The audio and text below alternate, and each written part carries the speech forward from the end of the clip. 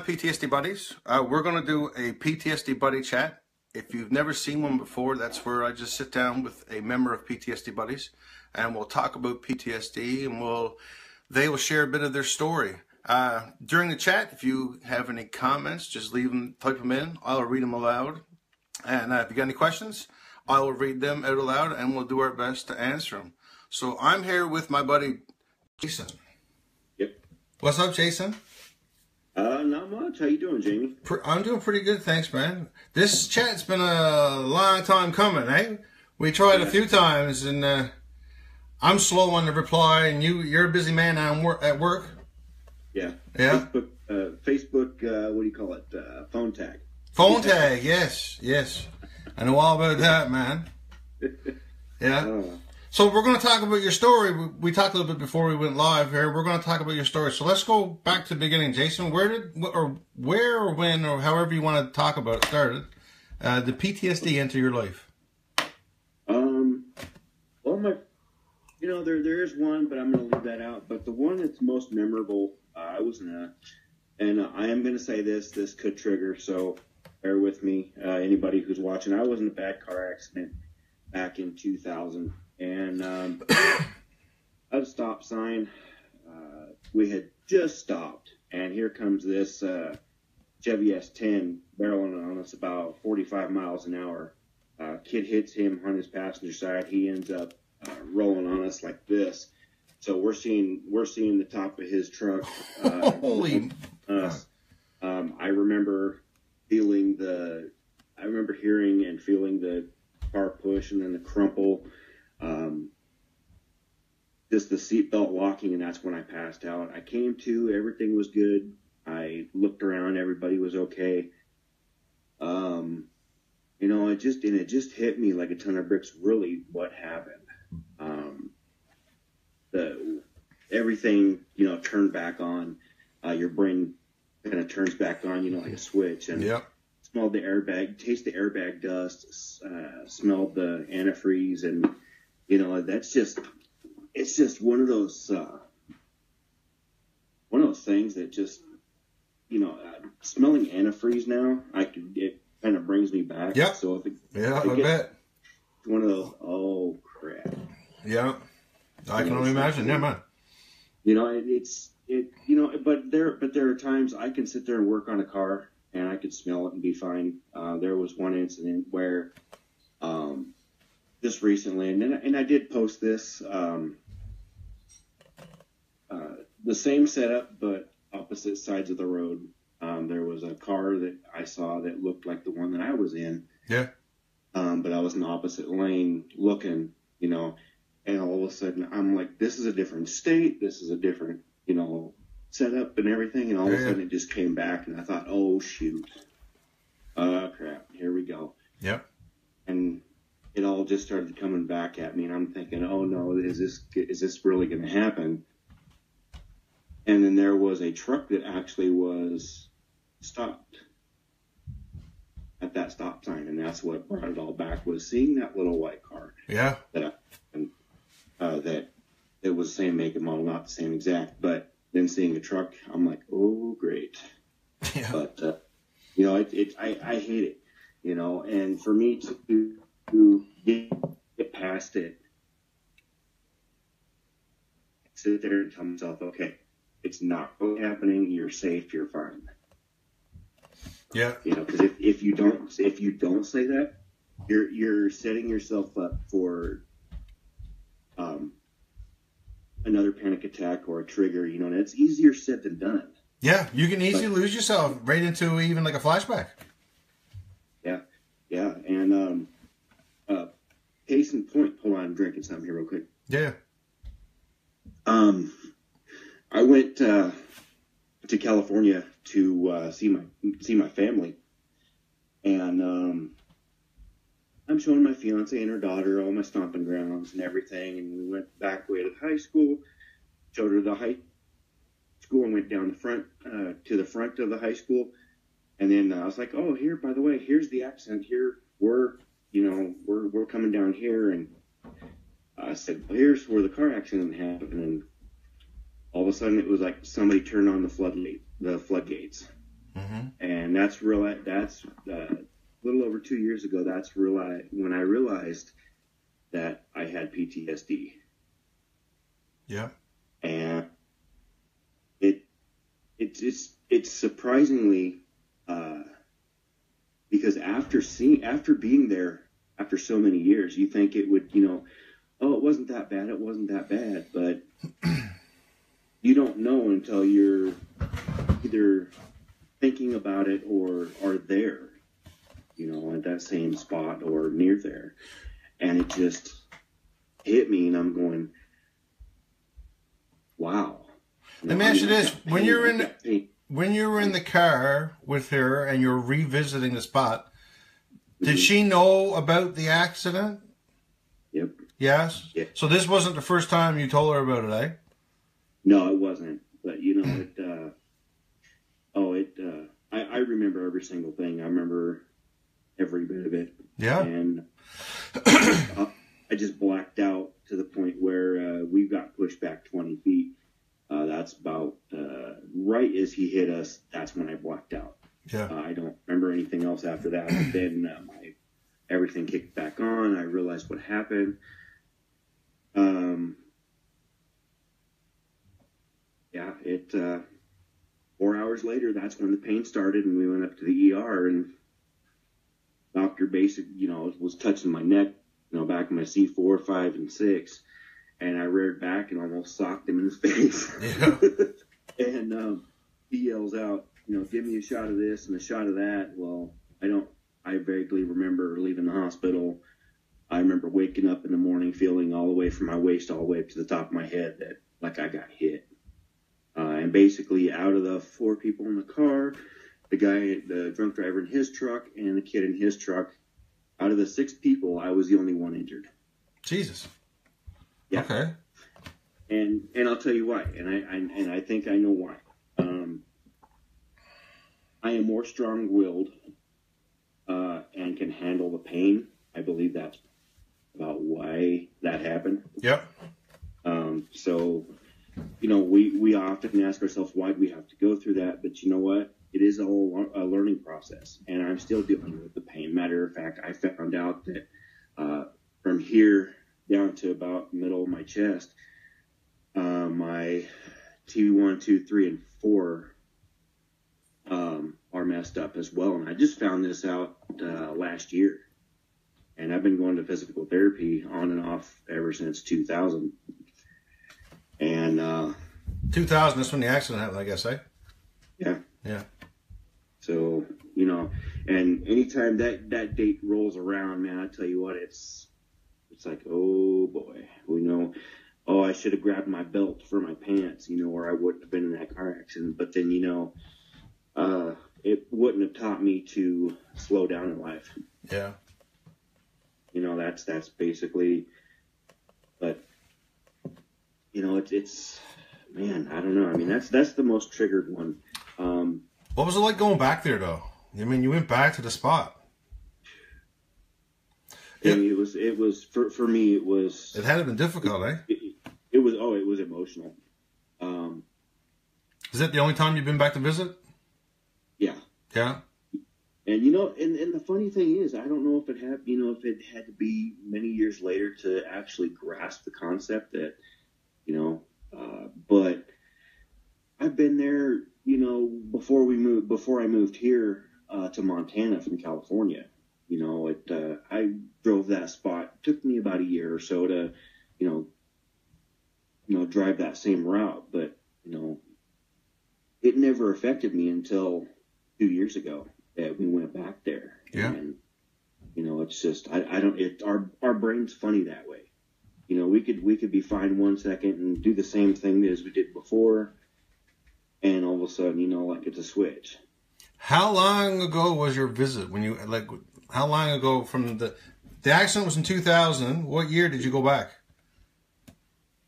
15. 15. So Jesus. Yeah, that was a long time. Yeah.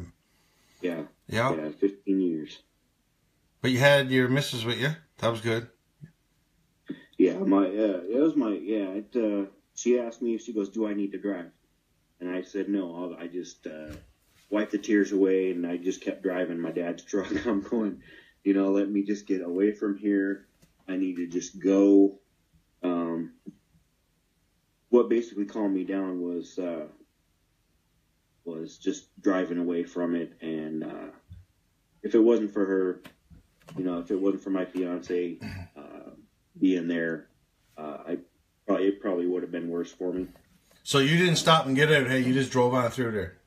I just kept going. Mm-hmm. And I have to say that takes some guts. Darn right it does, man. Yeah. Having to see where you had the accident.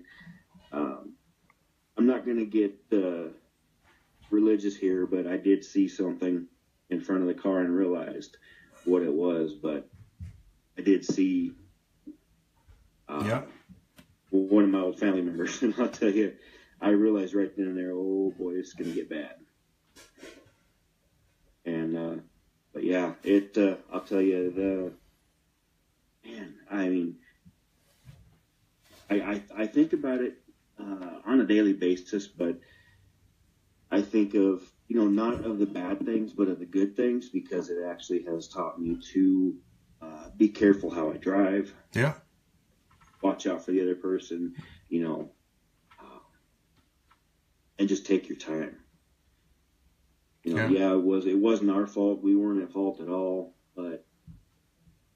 Jason, I'm going to tell you this too, Jason. I've seen you on PTSD Buddies for a while now, and I've seen you help a lot of people on PTSD Buddies.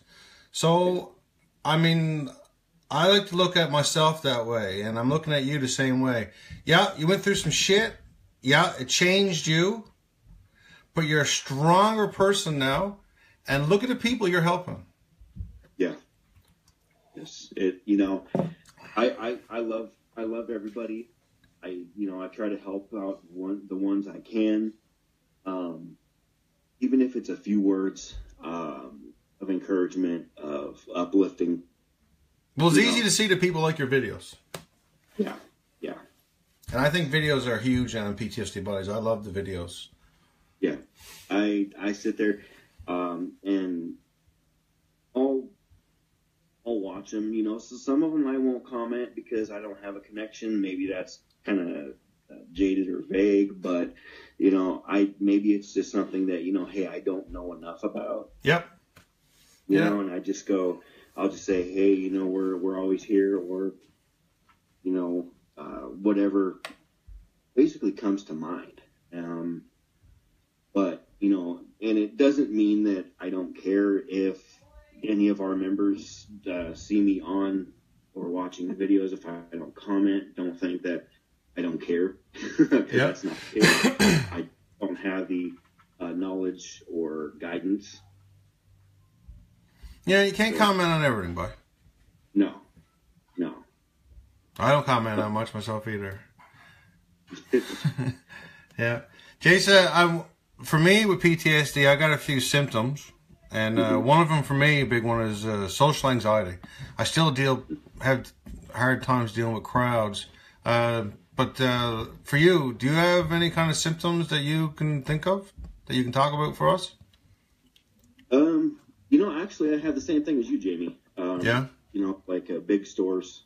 If I go in there, it's like I could feel people's energy, and it's like, oh my gosh, overpowering. Mm-hmm. There's one largest chain in America and in the whole world, and I'm not going to say it, but I used to work there, and I can't really go in there anymore. Really quick, I'll go in there, but I'll just not look at anybody because then it'll just be too much for me. Yeah. The car accident with that, the feeling of dread and helplessness also falls into place too, and I think it has to do with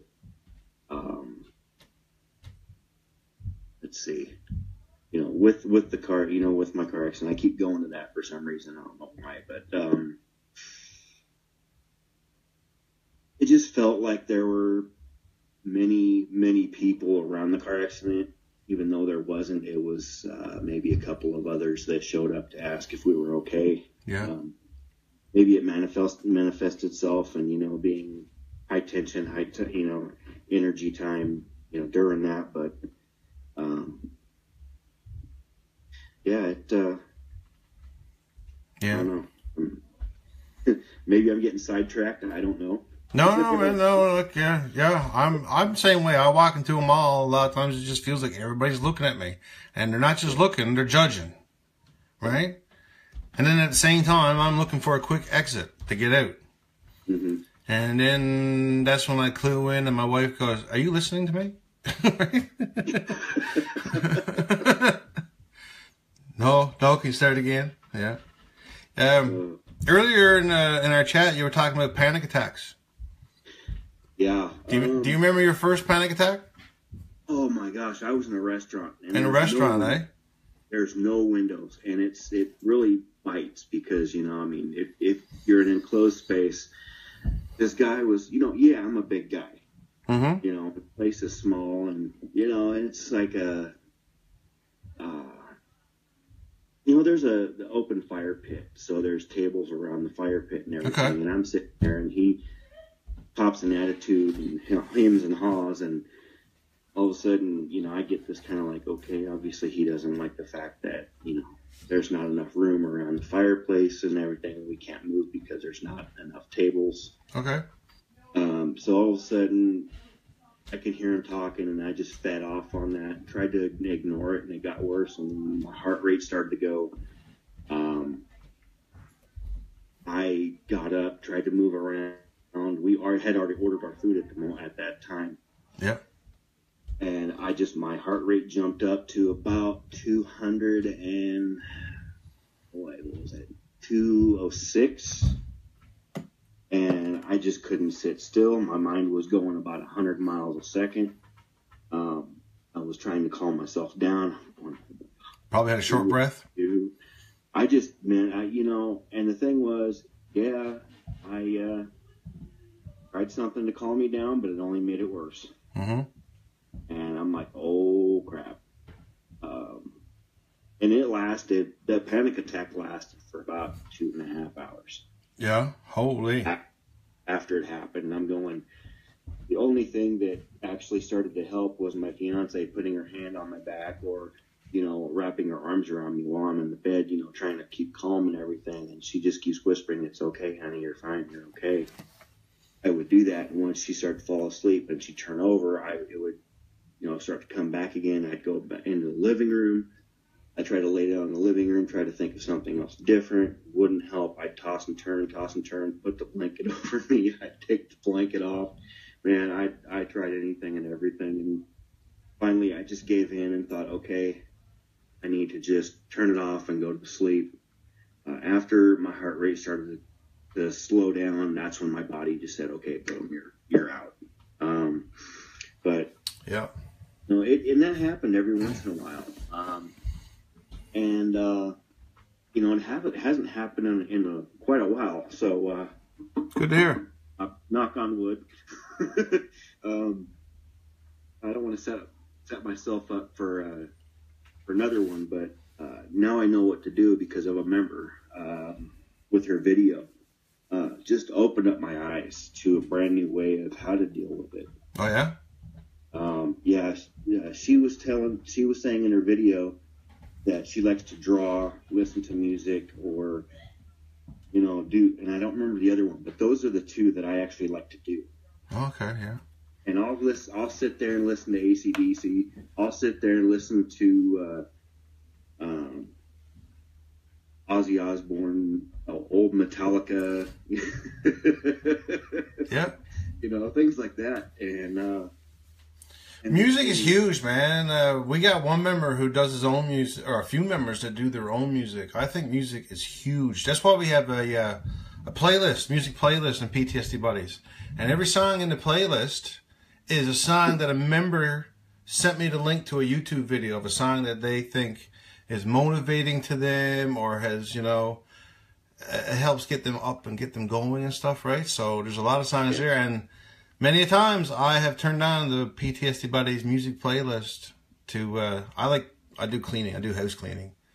That's something I do for what I call it. I don't want to call it a calm down, but it helps me dealing with PTSD.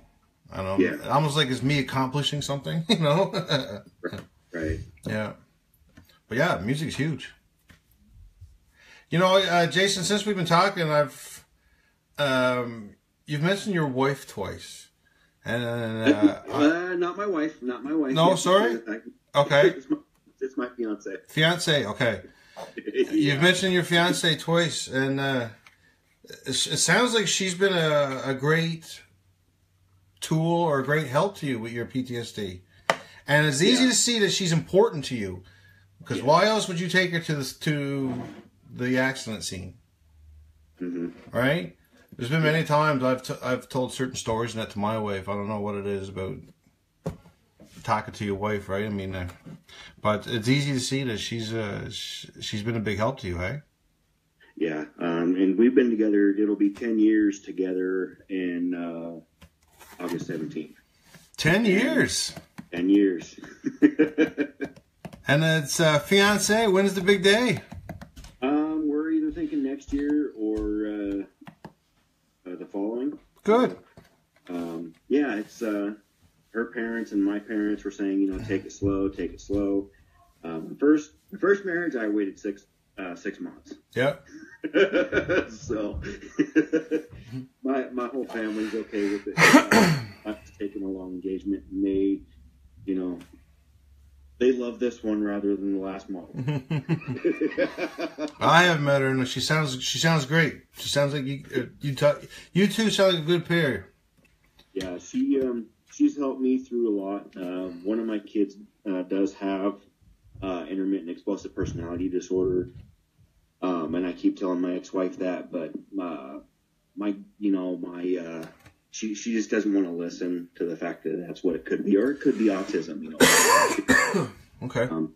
But, you know, because my fiance, she is going for her teaching degree, her master's in special education. She already knows a good deal of, you know, how to deal with traumatic experiences, or how to deal with, you know, complicated issues. And, you know, with her having that background really has helped even me, because you have to take psychology classes. Yeah.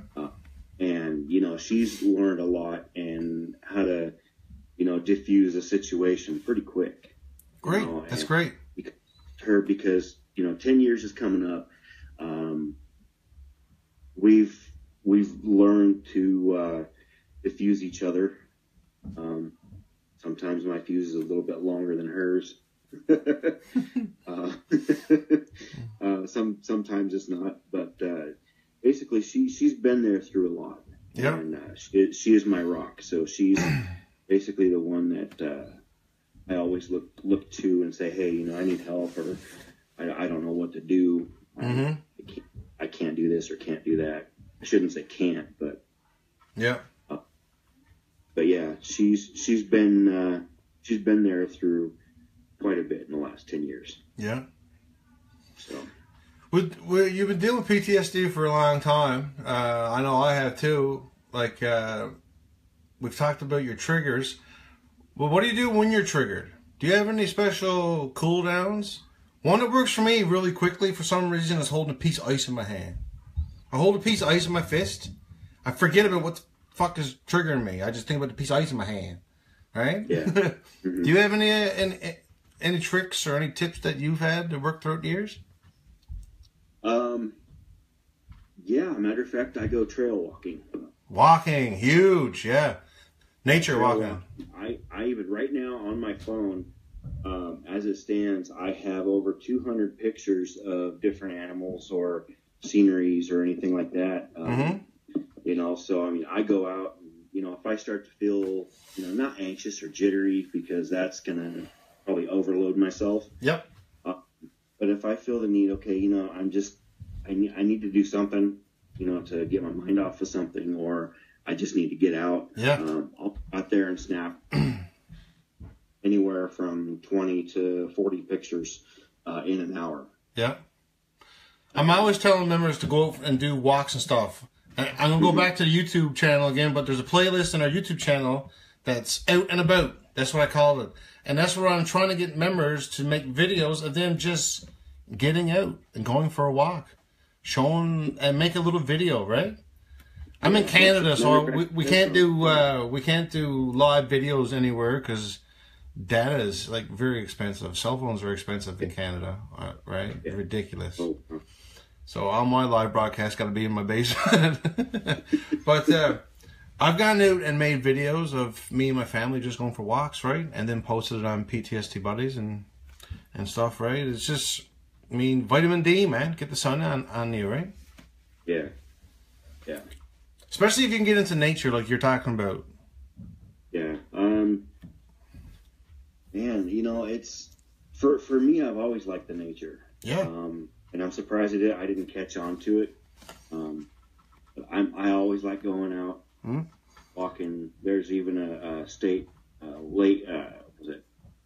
It's a lake. It's really, really small. But there's a trail that's walking around it, and then it's a mile long. Yep. A circuit. So we'll sit there and walk it. Either fast or slow. I've taken pictures of different animals in the water, out of the water, and it's just, you know, one of those. If there's a lot of cars, I'll go somewhere else. Yep. You know, and I've done that. Yeah, looking at parking lots and saying, "Oh, too many cars. Fuck that." Yeah. I've been at work and try to drive to like a grocery store to get food and say, "Too many people there." Go to another parking spot, too many people there. And just drive around so many different spots that I run out of time for lunch. Go back to work hungry. Or if you try to find that one close parking spot so you can get in and get out real quick. Yeah. And then you get in, there's too many people in the checkout line. Fuck that, I'm not sticking around. Damn it. Yeah. Come on, you have to have 24 things? Yeah. You got fucking 15 checkouts, you got one person working. This is bullshit. Exactly. I hate when that happens. Yeah. Got one woman there with all her coupons. Yeah. I'm just trying to buy sandwiches. Yeah. All right, well, Jason, what's next for you, man? What's next for Jason? I actually work here in about, I got to leave here in about maybe close to 10 minutes. Okay. You got anything? Any other questions or anything, James? The only other question I got then, I like to end off the same thing all the time. Jason, you've been dealing with PTSD for a long time. If you got any kind of, if there's somebody watching right now who just realized they have PTSD, what kind of message, what kind of tip do you have? Any kind of advice you could give somebody who's watching this right now? Don't hide it. Don't hide it. Don't suffer alone. Yeah, that is great advice in a short sentence. Don't suffer alone. Yeah. Because if you suffer alone, you're setting yourself up for major disaster. True words have never been spoken, brother. Reach out. Yeah. Because that's something you don't want to do is live in silence and suffer, because basically, you know, truthfully, if you think about it, it's a silent killer. Yeah. And I hate to say that, but it's true. Yeah. So I've said it many times, man. PTSD, when you have PTSD, you spend so much time pushing people away. And the last thing you want is to be alone. And that's our natural response, because we want to be left alone with our thoughts and think we can handle it. Yeah. But there could be that one person. Jamie, it could be you that could help me. Yep. Or it could be me that can help you. You know? Yep. Who knows? You know, it could be that one person that may reach out and we may push that person away. You're right, man. You're right. Well, Jason, I'm not going to keep you no longer. I hope you have a good time at work. And now that I got a chance to talk to you face to face in a video, I just want to say thanks for all your hard work as one of our great moderators. All right? Thank you. And thanks for giving me the opportunity to work. You know, I'm not getting paid, but, you know, I mean, my time and, you know, my hard diligence of helping members. So, well, we have groups all over the world. Maybe one day one of our governments will get behind us and see the work that we're doing in PTSD Buddies. Yeah. All right, buddy, you take care of yourself. We'll talk again soon. All right, Jamie. Cheers. Bye. Okay, guys. Thanks, Jason, for having a chat with me. I've known Jason for a little bit now, and that was the first time I got to really hear his story, and I can't imagine what he's going through, right? But he sounds like he's got a great wife there. Or, sorry, not wife. Fiancé. That's the second time now. I've been nailed on that. Anyway, if you guys ever want to do a PTSD Buddy Chat with me like you've seen here tonight, just send me a message, and we'll gear up a time, all right? Take care now, and have a good night.